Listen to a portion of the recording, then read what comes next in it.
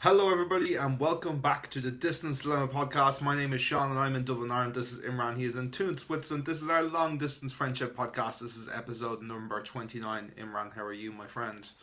I was debating whether you were going to be able to remember the number or not. I was like, he just went from work mode straight to the podcast, so it was like that contrast. If you could get the number right in your head. Literally, like just off. Well, I say off my desk, but like I literally haven't got up. I literally have just finished work for the day, and I've gone straight into this. You know, so I was kind of. It's just so routine now at this point. Like I'm just I'm doing my sleep, as they say. He's a well-oiled machine. He is. Yeah, I like started moving. I'm not doing this for the podcast, but I like moved all like my content creation stuff from using CapCut to using like a professional like video editing software, DaVinci Resolve, which How you finding that?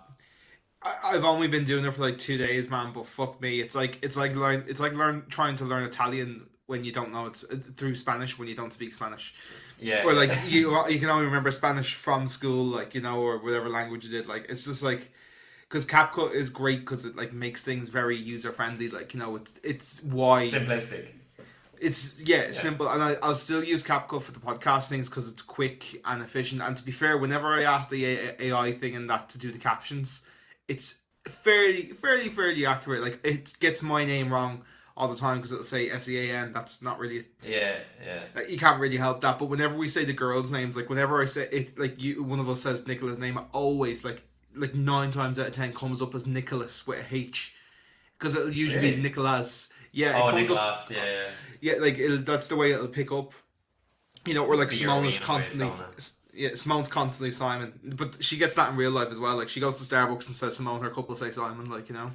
Simone. I think I always call Simone that. Yeah, I was like Simone. How is Simone Simone. getting on? I literally just got her haircut, so I'm in that like awkward sitting phase where I haven't had a shower and all the little hairs are like on the back of my neck and yes. my back. So if you see me twitching, anyone that's watching on YouTube, that's what it is. I don't Itchy have McGee. rabies.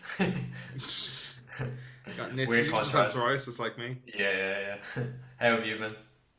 Yeah, good. Back to form this week, sort of with rehearsals and football. And I went to the gym the other day, and the bench press machine was broke. And like, do you remember we were talking about like our routines the other day? Of, like, I like to go and to the gym and do the same thing. It's not even like someone was on it, so I could go do something else. Like the bench thing, the whole thing was like do not use, and I was like, well, fuck.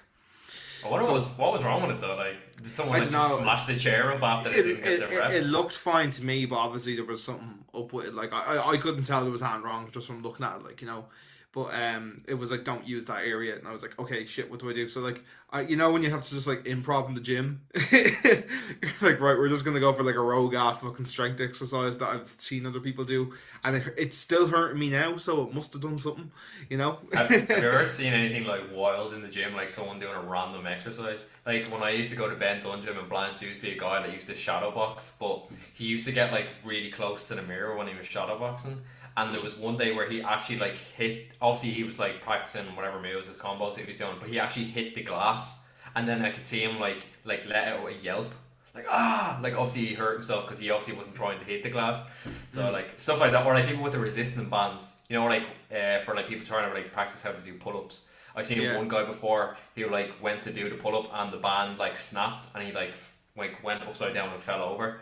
But like I wouldn't really call that like unusual to see in the gym because I've seen like a lot of people do it. No. But is there anything like wild you've seen? nothing like too wild. Like I've seen people do like kind of annoying things. Like there was a guy the other day, and there's a fellow that goes to the gym. Like I see him, like I go 3 times a week. I'd see him at least twice a week, and he was doing like strength things, but he like no joke had 8 weights with him. He had taken 8 weights, so he had taken everything from 5 kg up to 15 kg So annoying. with him, 2 of each of them, and he had them all laid out. It's like it was like he was like collecting them and showcasing them.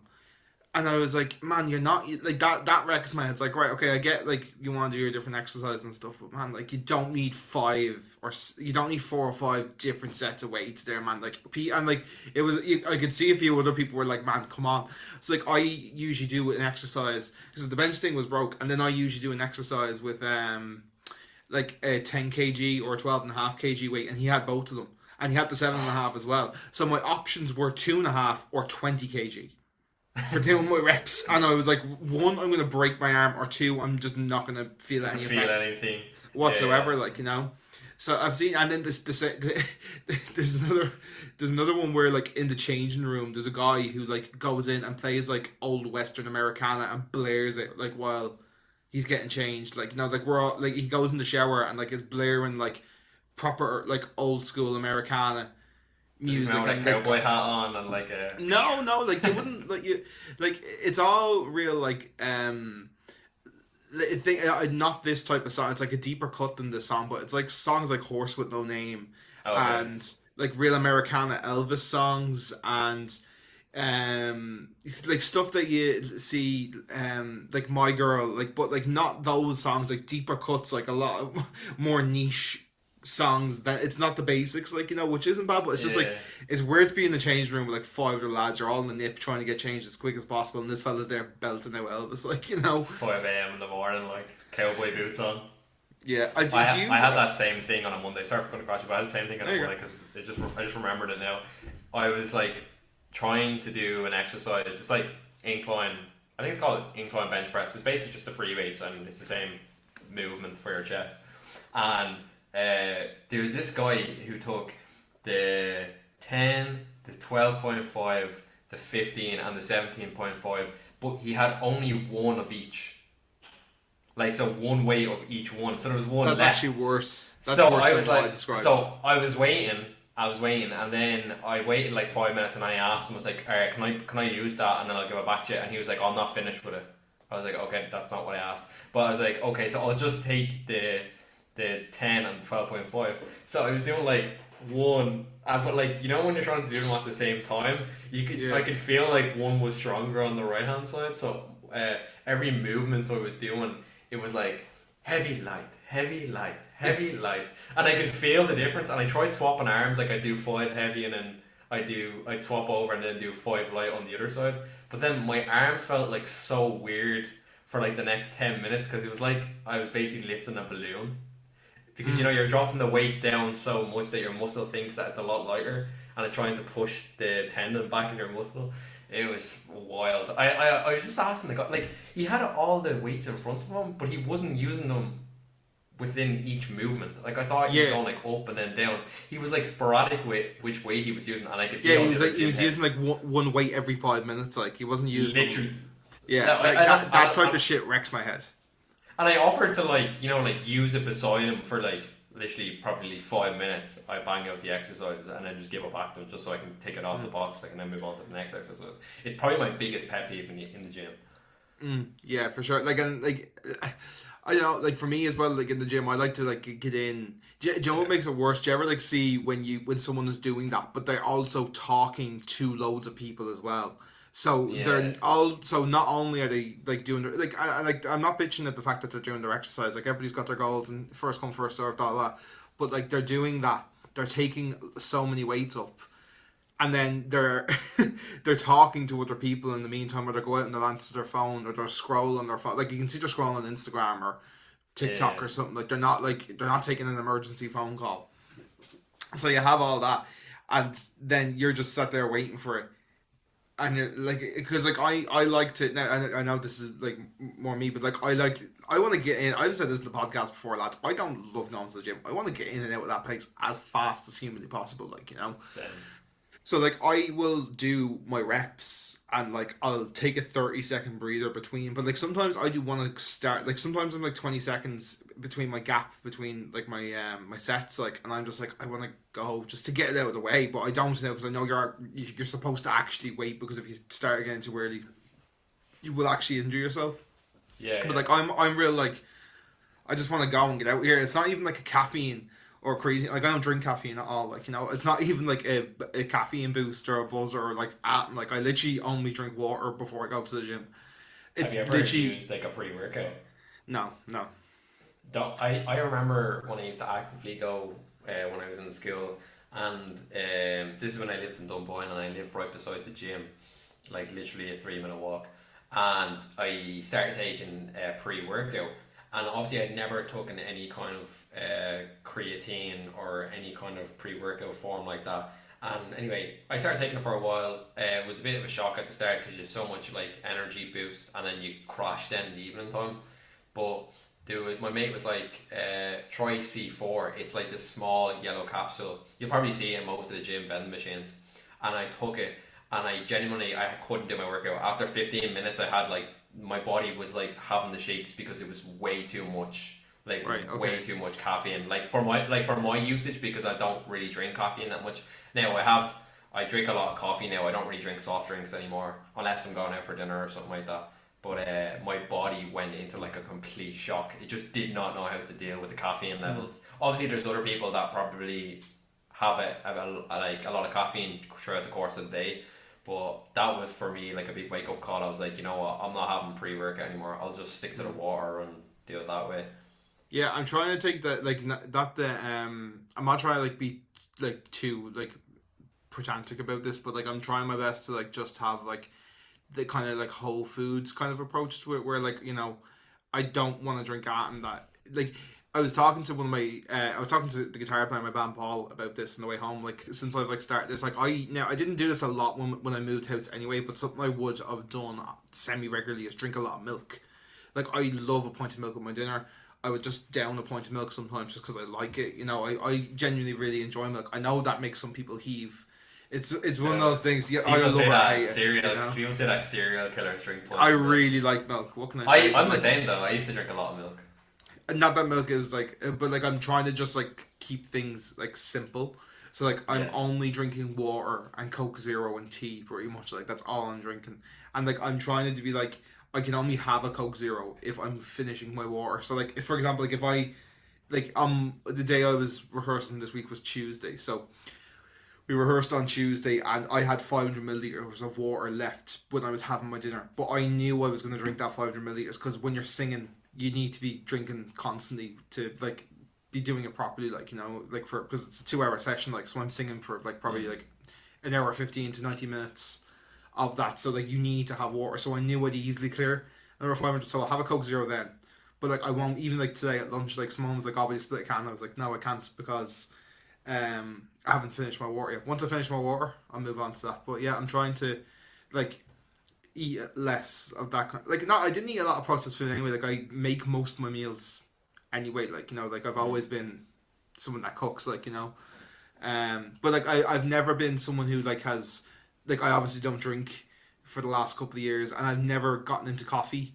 And the thing I don't want to get into, I'm not too into getting into like protein powders or, you know, protein shakes and that sort of stuff. I kind of just would rather be like, I'll just have a chicken breast, like, you know. I'd rather just kind of do it that way. I'd rather it be like real, not, I say real food, like, you know, all food's real food, like, you know. I don't want to be like I said, I don't want to be pedantic or pissy about it, like, or I don't want to like sound elitist about it. I'm just trying to do what works for me. Foods as much as possible. Yeah, no, that doesn't mean I don't like I've said this before and I will say it again. I've said it to everybody, like, I am living on those Milky Bar mousses, and that's a processed food. Like, I am living on those little bastards because they're 70 calories a pop, and they are like, they're scratching that Milky Bar fix for me, because that was a big thing for me. Like, I fucking love Milky Bar chocolate. Like, it's an itch you need to be scratched every day, because if not, it's not good for the heart.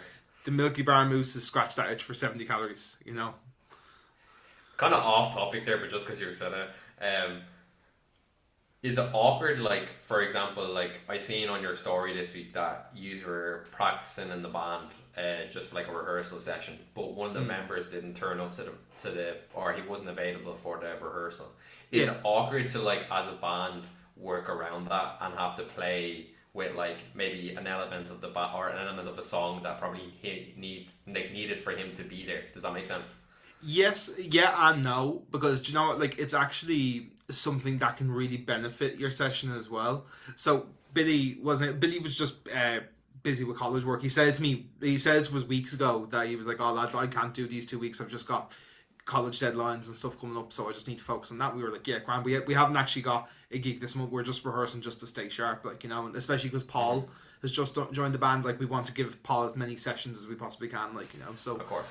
But what can be really good about that is like you then, because like you're so used to listening to this massive noise that is a full band performance, like with the drums, the guitars, and the vocals and all that sort of stuff. Like when you take something out and you kind of need to be a bit quiet, like things just get a bit quieter, and you can hear other things a bit more clearly.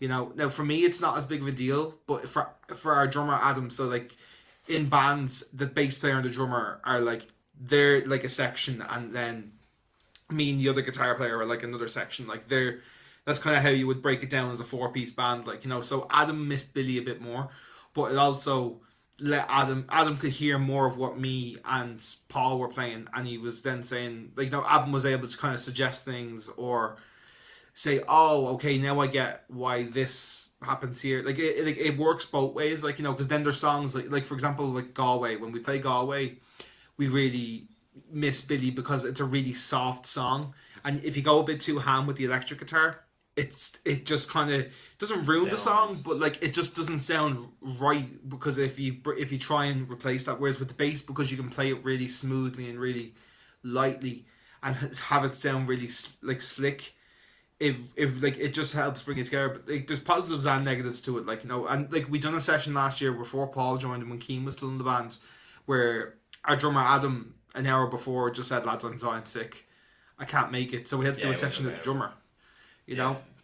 So but that was really beneficial to do that session, because we could hear the bass and the two guitars and the vocal a bit more clearly, because obviously drums are very, very loud, so we were able to hear what we were all playing a little bit more clearly, and you can just you can just tighten up some loose ends and stuff, like stuff where you go, I thought I heard that this time, I thought I heard that time, like it can help things just get a bit tighter, and it's honestly, like, I think it's more of a good thing than a bad thing. Obviously you want to do more sessions with the 4, but like shit happens, like like shit comes up, like Billy has to put college ahead of what we're doing, like so. Yeah, I was just wondering, because just when I seen your story, I was like, is it a weird complexity, like when you're so used to playing songs regularly in the same pattern with a 4-piece band? Like, is it weird when there's one element is missing? But like you were saying there, it's good practice for everyone. Yeah, it's weird. It's a bit weird at gigs. Like at gigs, we played a gig as a 3-piece there. Like Billy couldn't make so we got a gig really last minute. Like I think we only got the gig on the Sunday, and we played it on the Thursday a few weeks ago. And Billy just said, I can't make it, it's too short notice. Like he was in Belfast, he already had plans. So we're like, right, grand, we'll just do it as a 3-piece. And like that's where we missed Billy, because like that's on stage, that's in front of a crowd.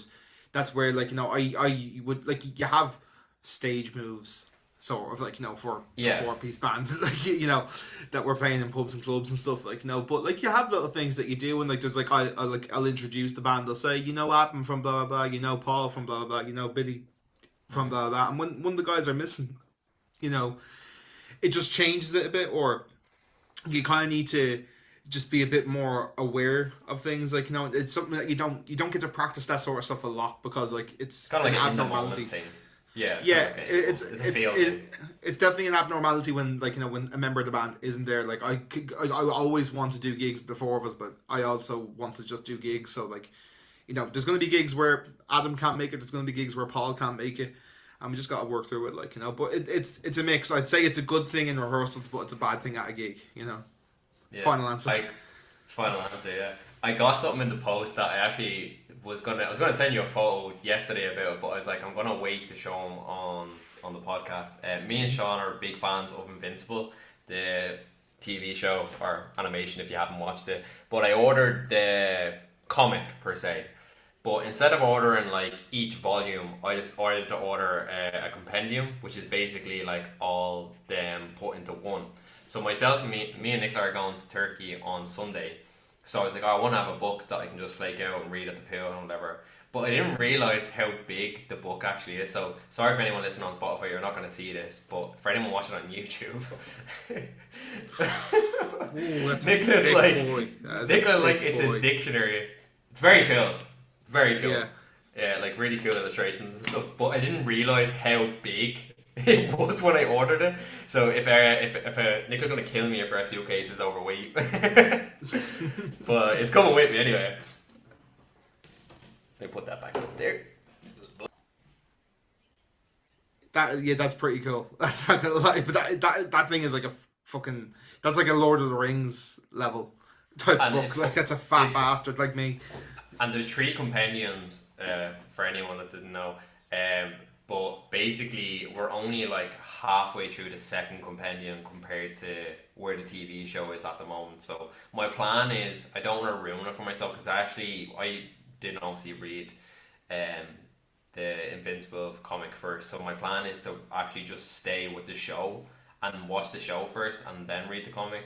Because I don't want to like ruin it for myself. Because I always see people in the comments being like, "Oh, I already know what happens because I've read the comics," and like it's like comic readers versus Invincible watchers. Like they know everything that's coming ahead of them. So I kind of just got it just for the sake of because I love the comic so much and the animation. Very cool. If you haven't watched it, It's a really good show for those of you that haven't seen it. Like it's probably one of the best shows being made at the moment, and the animation is sick. I also have something to say to you, kind of separate to this. It kind of relates to last week's podcast, but. So I was on Letterboxd yesterday because I wanted to just add some movies I've watched during the week or the past 2 to 3 weeks, and I seen a review you left for Happy Gilmore 2. So I watched it last night, and I have to completely disagree with you. Really? I was very, very surprised by your comment. I thought it was terrible compared to the first one.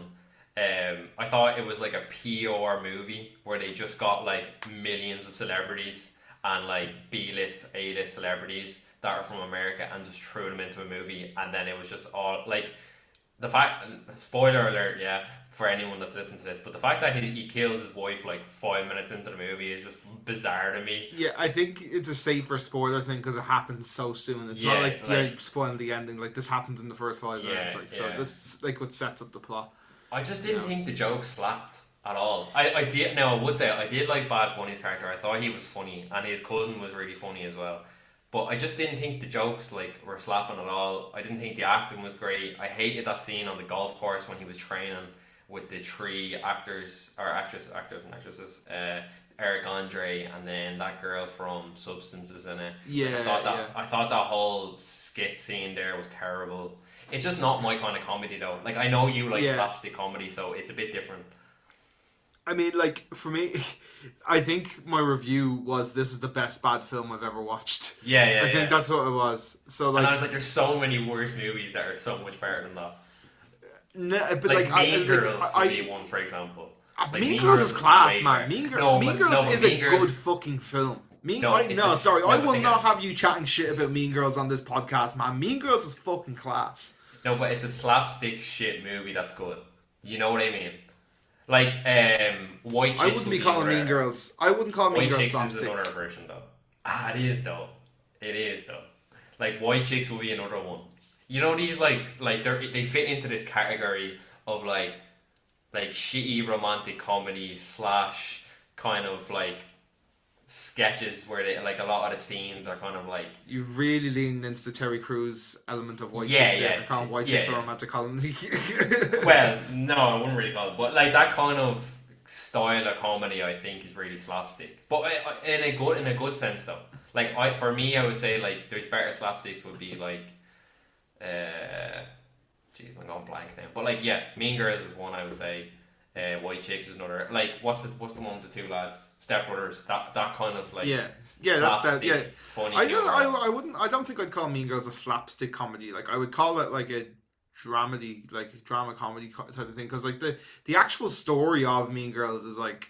No, it is. It's pretty interesting. Like, you know, the whole like thing that, like where she becomes Regina. Like, you know, like she becomes the person she, like, you know, she was trying to get, like, that she was trying to, like, say she was better than, like, you know, or she was jealous or embarrassed of, like, you know. This is definitely one of your favourite movies, and I'm calling you out now.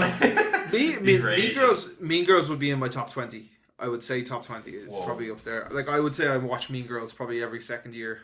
Like, it's one of those films as well that, like, you don't turn off when you flick by it on TV. Like, if you are, like, flicking through channels and it's, like, halfway through it, you'll finish Mean Girls when you... White Chicks is another one of those films as well, to be fair. Yeah. But Happy Gilmore, like, so, like, my thing on it, what did I give it? Do you know, stars? You give it 3 out of 5. Okay, yeah. Like I said, like, the film, like, they're not trying to make, and, like, one thing, like, I had to, like, kind of, like, say to myself when I was reviewing it was, like, they are not trying to make the first Happy Gilmore again. They're not trying to make Schindler's List. They're not trying to make Step Brothers. They're not. They are, like, this film Schindler's knows. List. That's a crazy comparison. But no, it's what I'm saying is like they're not trying to make a film like that. They know what, like, Adam Sandler knows this film is not a great film. Like, he knows what it is. But I found myself laughing along, and like the cameos, like I honestly think that's like one of the best cameo films I've ever watched. Like, it is a cameo fest. Like, it's like just don't a cameo spoil fest. it. Don't spoil it for people. Like, it's so like some of the people that pop up in this film are insane. Like, the not whole just golfing tour is on it as well. Like, they had like every single professional golfer at the top of their game in the film. Yeah. Like, if you know anything about golf, which I don't know a lot, but like just from watching Sky Sports News, like they have like some fucking stars. Like, you can only imagine who is there based off what we said there. Like, but again, it won't spoil it. Some of the people that pop up in this film is fucking just so crazy and mental. But like, they're not trying to like that's where my review was. I was kind of trying to say to myself, like, look, did I laugh? Yeah, I laughed quite a lot watching it. And some of those were just at the cameos, some of them were at the jokes. Like, I loved the whole like everything he had was a flask. Like, the cucumber in the shop got me. Like, that I was wet myself at that. Like, when I saw him fucking pop open the cucumber and drinking whiskey out of it, like, like I have a soft spot for Adam Sandler. I think I said this last week in the podcast, but I've got a soft spot for the Sandman, like, and yeah, it's one of those films like I don't think I'll ever watch it again, or if I do, I don't know what state I'd have to be in. But it's not as good as the first one, like, like I wouldn't go in expecting like I like the first one. But like I found it so weird. Like, we've already said that he killed off Julie Brown, but like Julie Brown's in the film, like she because she pops up like the flashbacks. So, like, because when it happened, I was like, there must have been a scheduling conflict, but they wanted to give Julie a credit, and because Adam Sandler's notorious for getting his friends and getting people into his films and getting them paid, like getting them on the Writers Guild and getting them, giving them lines for films just so they get paid, like, and like the fact Julie Brown was in the film, it's not like she's in the film throughout it, just in the form of like hallucinations and flashbacks and stuff that's not in the first film, like, so she is in the film throughout it.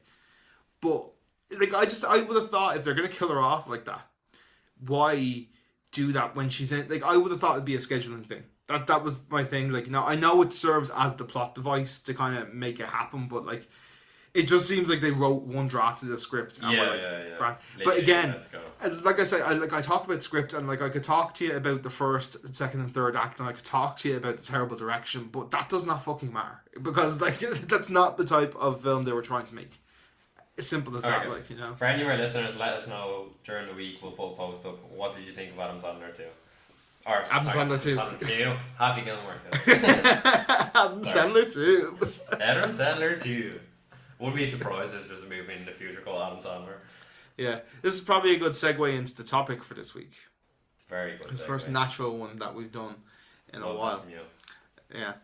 Anyway, so yeah, the topic for this week is more about film. So if you didn't like our pedantic film chat there, you're not gonna enjoy the rest of this episode. Log off now. You can log off now. Thanks for the view. See you next week. But if you do like our shy talk about movies, we're going to talk about a few more films now. And the topic for this week is lists of movies that you would like to show your kids or your nieces and nephews or younger cousins, or a film, like, films that in general you think people should watch, or like they're must-see films, like, This is a real family-friendly user kind of topic. I actually really liked it when you said it in the group chat this week. I was like, oh, that's a nice one. Yeah, facts. Yeah. It's a good. I think it'll be like a nicer, because we had two pretty heavy episodes quite recently with the whole TikTok thing, so I was like, it'll be a nicer kind of like lighthearted thing to go into again, just talk about films that we either love or we think people should watch. I mean, off camera, I think we spend like 90% of our time talking about movies anyway, so it literally makes. There you go. I broke mine down into like two sections. So I have like specifically movies that are made for kids, like animation movies, and then I broke it down into like adultery movies, which are like I'd make my kids watch when they're like 15, that kind of you know, adultery films, so just they all can films under of people Yeah. cheating on their partners. yeah, cheating on the partners, heads blown off, like the worst of the worst. I think this is probably an obvious one. Lion King. I mean, who hasn't watched it growing up, especially our generation? And it teaches you so much about like grief and like family bases and stuff like that. So that's kind of one that came to the top of my head straight away. We'll just go back and forth, I suppose. It's a good idea. Yeah, I've kind of a bit of a family section here, so like I would kind of say in that section, my first thing, and this is in my top 4 on Letterboxd, is The Incredibles. Oh, I love The Incredibles. Incredibles. Like Edna Mode is like one of my favorite characters of all time. Yeah, have you seen the videos of Brad? Have you seen the videos of like the director? Do you know who plays Edna Mode? Yeah, it's a guy. Yeah, it's the director of the film, Brad Bird. Yeah. He's the guy, and he also done like Ratatouille as well. He's done a couple of those. Like most of the good Pixar films have been done by Brad Bird. I think he done The Iron Giant as well. So like, another really good movie. Yeah, and as well, like I know you haven't seen the Fantastic Four, but for anybody who has seen the Fantastic Four, this is no spoiler, but the Fantastic Four is like, there's so many similarities to The Incredibles. It's so funny. Like I won't say that, and but you will watch it and go, there's so many plot beats from The Incredibles, like down to characterizations of people. There's so many things that are like The Incredibles, like I read something on Reddit that someone said something similar about it. Now, to be fair, I do think The Incredibles was written based off a loose interpretation of the Fantastic Four, because when The Incredibles came out, there wasn't a Fantastic Four film out, and they obviously didn't have the rights to at the time, like for Pixar. So, like it's like the Incredibles is basically a Fantastic Four rip-off, like in a way, but it's so. It's mad to say that, but yeah, I love The Incredibles. I've always even Simone said I was carrying something down the stairs earlier, and she said a line from The Incredibles, and I was like, yeah, that's my girl. Me and Nicola always do it. Like she'd be like, "Where's my phone?" And I'm like, "Where's my super suit?" I said, "Where's my super suit?" It breaks my heart that Simone. It's in my top 5. Like Simone doesn't like the film that much. And it kind of breaks my heart, because I wouldn't mind that's a film I'd like to like. That's like one of the most solid plane watch films. Like that's a fantastic film to watch on the plane, like when you're going on holidays or something like that. Hell yeah, that's Hell yeah. Kind of a newer one, which I watched last year with Nicola and I thought was brilliant, is Soul. I think you can probably Soul is fucking brilliant. Yeah, very deep. Kind of like about like chasing the dream and then realizing that the whole process is kind of the dream, that you're like chasing the goal is the dream. So really good movie if you haven't seen it. Will Smith, I think, is the voice acting, or is it Jamie Foxx? I can't remember. I think it's Jamie Foxx. Yeah. I think it's Jamie Foxx. Yeah, it's definitely not Will Smith. No. But actually, Soul is a class, especially as a musician. It's a film based around a jazz musician. Fucking class. If you haven't watched Soul, I think it's one of the few films I have marked as 5 stars in Letterboxd. Definitely, it is a brilliant movie. Anyway, on similar lines, I have Up. Yeah, I had Up as well on my list. I had a feeling you have Up. Nothing to say about Up. It's just brilliant movie. Fucking great. Great information about all, like, being in love with someone for a long time, and unfortunately, I'm not going to spoil for anyone who hasn't seen it, but if you haven't seen it, you've definitely been living. It's just like another thing with about Happy Gilmore. Like it's the first 5-10 minutes of the film. What we're talking about. Like so I'm pretty sure everyone knows as well. It's like fucking Darth Vader being Luke's father. It's like one of those things that everyone just fucking knows. It's the banker, it's a banker. Yeah. It's one of the few 5 films that doesn't matter if you've seen it or not. Everybody knows. Like, yeah, I'm sure those are examples of that as well. Like, where like this one I have is from Nicola. So, because I actually asked her earlier, actually when you text me, I said, "Is there any ones you'd like to mention?" So obviously, she's gonna say Shrek. Of course, that was Shrek's classic. Shrek's just a fun movie, and I wouldn't really say much like there's deepness to the film. I mean, there is parts of it, but overall it's just a good movie for kids to watch. But she said Coco. Coco is. I've not seen Coco. You would love it. Very good. A lot about like Mexican culture and like how they kind of praise and worship the dead rather than kind of grieving. It's a really good movie. If you get a chance to watch it. That's the one with the song "We Don't Talk About Bruno," is it? Yeah. And that's the same guy who wrote Hamilton, Lin-Manuel Miranda. Yeah, which we need to watch together. I think I've decided Actually, that we're going to watch do that you know together. what? Just sorry to be slightly off topic for a second. They're only yesterday. So Hamilton turns 10 yesterday. I think yesterday was the 10-year anniversary. They're releasing Hamilton in cinemas, and it's a worldwide release. As if like it's not just in like one chain of cinemas. Like they're doing a full worldwide release, so it'll be in cinemas for a month. So you guys should go and check it out in the cinema. If I can get the chance to in Switzerland if they got Hamilton on. No, but you never know. This might be. But that's why it's a wide release. Like they're treating it like it's going to get a release similar to Fantastic Four or Superman. Like it's going to get the full experience because that's what Disney originally bought the rights to. It's the pro shot as well. So it's not a film. You're watching the Broadway musical. Yeah, it's a live on show. Broadway. Like and there's be prepared for this. I know this happens in Switzerland anyway, but there's an intermission in the middle of it. As well.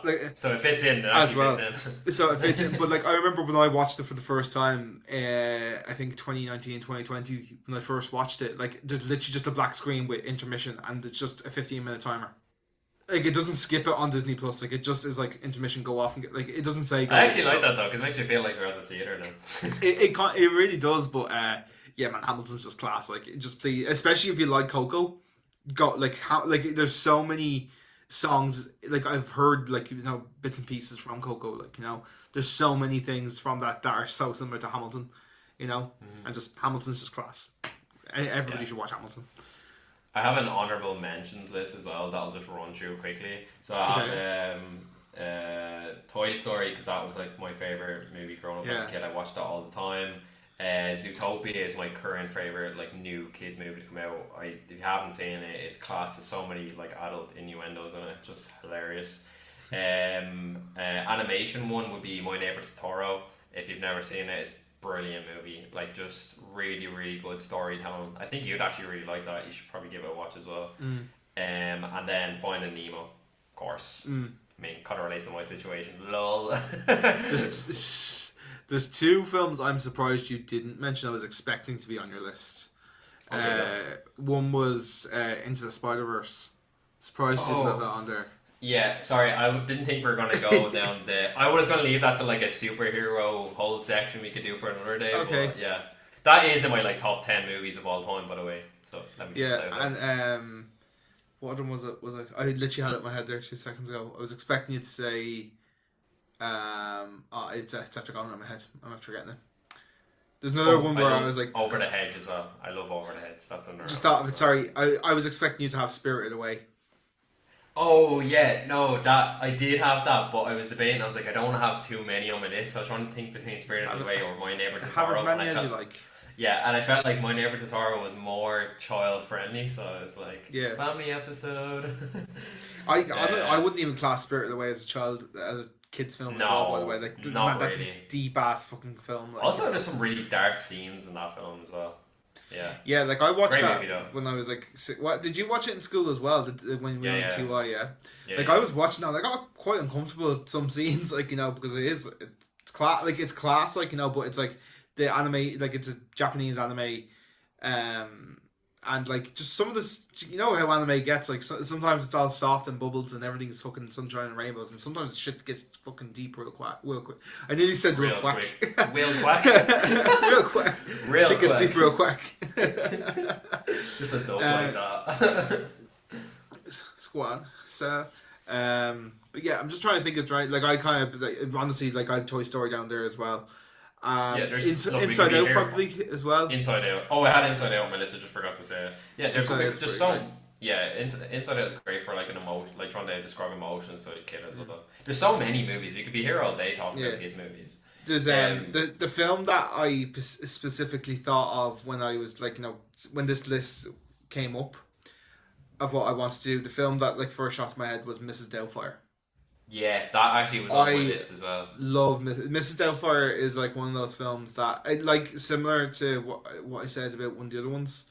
That if it's on, I said about Mean Girls, that if it's on TV at any point, it doesn't matter if the film has just started or if it's right at the last 15 minutes, I will stop and watch Mrs. Doubtfire. It's so good. It's just a funny movie. It's a really funny kid, like wholesome kids movie, and the goat is in it as well, of course. You know what I Mr. mean? Robin Williams, yeah. Mr. Oh, Robin is rest in peace.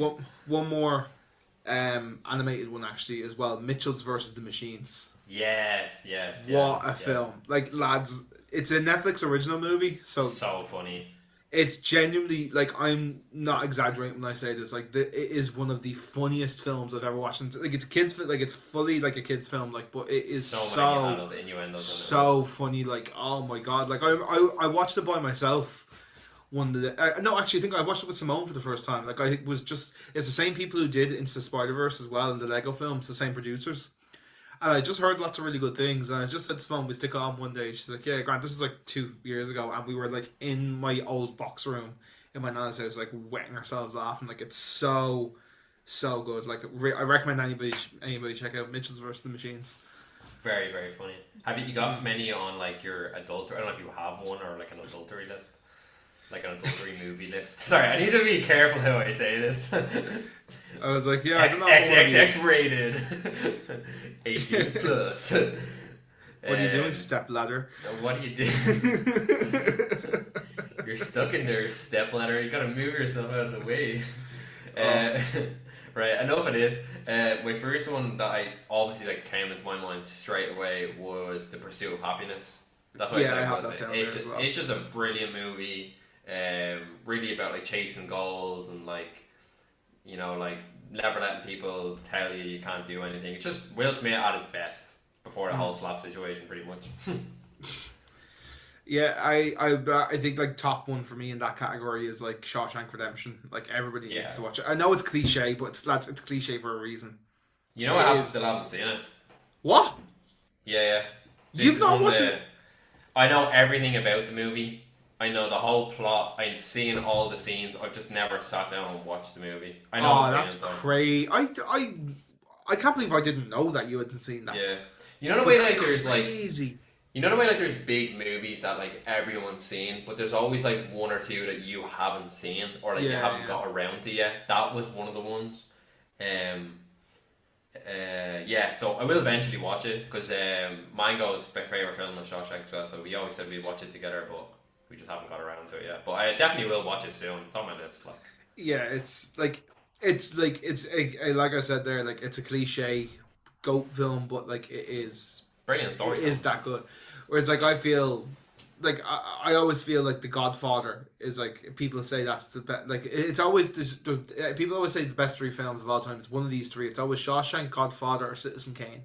Yeah, I've heard all them. Yeah. And the only one that I would say is like doesn't deserve to be up there. It's not that it doesn't deserve, but for me, I just don't view it as highly as the other 2 as The Godfather, because Citizen Kane and Shawshank are like they deserve to be fighting for that top 1 and top 2 spot. Have you seen Citizen Kane? Yeah, brilliant movie. Another one kind of on the basis of that is 12 Angry Men. If you haven't seen that, it's a brilliant movie. Very, very old, good movie. It's very old now, made in the 60s, but really at its time was like great storytelling. Another one I had here, which I thought you were probably going to say, even though I actually don't feel like I actually enjoy the movie, I just don't think it's well written, but I understand the principle of the film is really good, is The Truman Show. Yeah, I knew you were going to say that. Yeah, we talked about this before. Yeah, we talked about this before. I think the understanding of the movie and like what it stands by, I think is brilliant. I just don't like the way it's set and the storyline, and I am not the biggest fan of Jim Carrey as well. So like there's I think that's my own issue there. But I think it's like as a purpose, like an aim for a movie, I think it's brilliant. Yeah. I like The Truman Show as much as it's a solid film. I think it's one of those ones that, like I said, like people like the whole point of the list. I think it's a film everyone should watch. Like I think it's a film that I think everyone will have a different perspective on it as well. It's quite unique in that way of like, you know, it's really depending on like how and when you watch it in your life. I think you could get a different perception on it, like, you know. But I enjoyed it, like, you know. I think it's like the first time you see Jim Carrey like move into a more, I know it's still a bit of a comedy, like, you know, but it is quite dramatic as well, like, you know, because what's happening is quite, like, when you think about it, it's quite fucked up when you think of it from his perspective, like, you know. It's very question reality kind of movie. Yeah. Another film like that, right? And people might not agree with me on this, right? But this is a film I very strongly feel should be shown in schools from the age of 15. But no, it's a horrible film to watch, right? But it's so powerful. Like watching that film, you don't forget this film, and I won't rewatch this film. It's Requiem for a Dream. Oh, I had a feeling you were gonna say that. Oh, have you watched it? Yeah. I told you to watch it. Yeah. Oh man, heartbreaking film. Like I'm not talking like Titanic. It's a very hard film to watch. Yeah, it's purposely making you very uncomfortable for the last 45 minutes. Mm-hmm. You know, I watched it twice, and on both times I watched it was very, very tough to sit through the whole process of the film. And now I probably will watch it again in about 10 years time just to get a revamp. I always do that, tend to leave with the big films, but yeah, highly recommend if anyone hasn't seen that. It's for anybody that hasn't seen it. The synopsis is like you're basically following four people whose lives, like a mother, a son, the son's girlfriend, and the son's friend.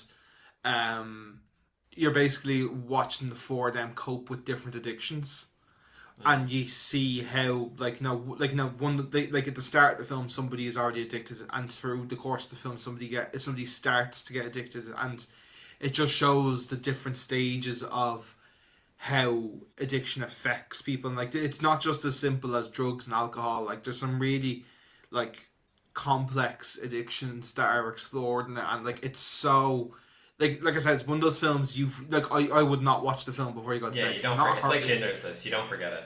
Yeah, Schindler's List is another one that I don't have it on the list, but I would say everyone probably should watch the film. Should watch it at least once. Yeah, you won't forget it after you watch Schindler's List.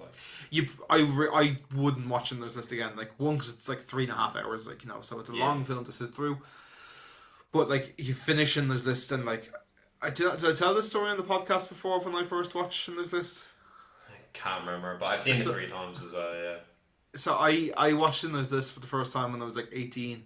And I watched it on a flight from Bulgaria to Dublin. That is horrible. Yeah, horrible I don't know. Well, I didn't know what I was signing up for. I just was like, oh, it's Spielberg. It's one of the greats. It's a must see. It was on Netflix. I just downloaded it, and the flight's 4 hours. Jesus. I mean, I knew the synopsis of it, but I didn't realize. Okay. I wasn't as into films as I am now. So I was just like, oh, this is a must see film. I always saw it on top 10 lists, and I always saw it was a must-see film, so I was like, oh, I'll just watch it, because I was like, this is perfect. It's 3.5 hours. I can get on the flight, sit down for a few minutes, stick this on, and then by the time the film's done, get off the flight, which did happen. But I was wrecked. I was in a state when the film finished, and at one point I did get up and went to the toilet, right, and I was sitting beside this old couple. I'd say they were probably in their 60s or 70s. They're sitting beside me, and I'm watching Schindler's List. And so I go to the toilet, I come back, and I get myself set up, and the woman just taps me, who's sitting beside me, and she goes, sorry, are you watching Schindler's List? Now, me and my husband are just, we think we recognise it. And I was like, yeah. And they were like, have you seen it before? And I was like, no. She was like, she said to me, that's a brave choice for an airplane. And I was in bed at the end of it, and as I got so off, she was right. Yeah, she was looking at me, she was like, I told you. It's a rough one. It's a rough film, but it's a good one. It's a great movie. If not to mansplain too much, but for anybody who doesn't know what it's about, the invasion. It's about World War II. It's about the Nazis basically putting the Jews into concentration camps, and about Oskar Schindler, who sheltered some people, from the Nazis until the end of the war. It's a great film. Yeah, great guy as well.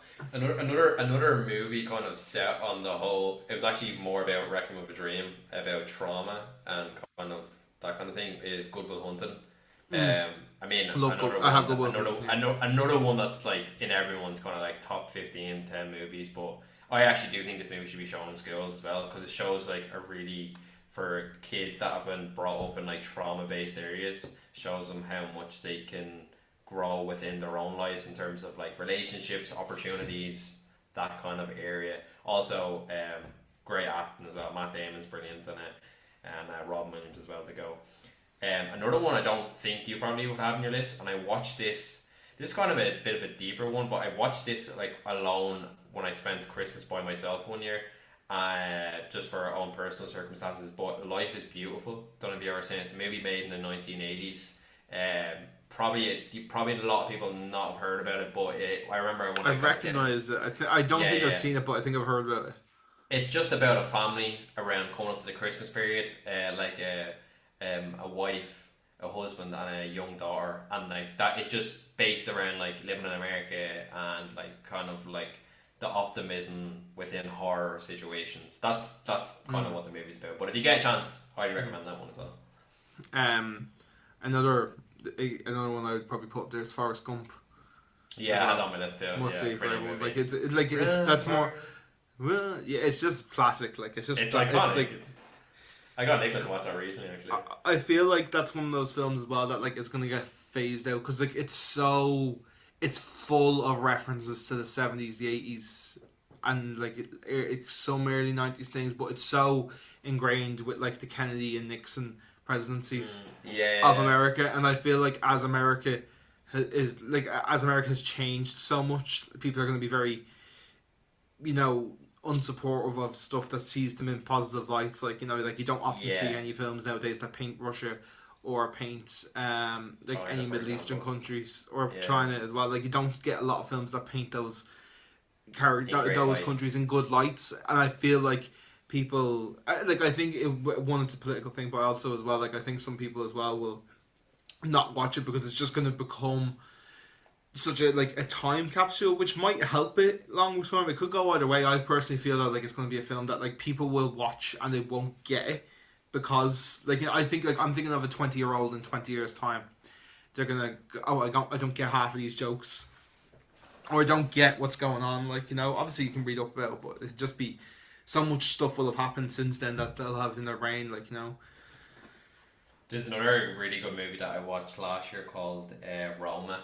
Kind of about like motherhood and like being in a poverty area within Mexico.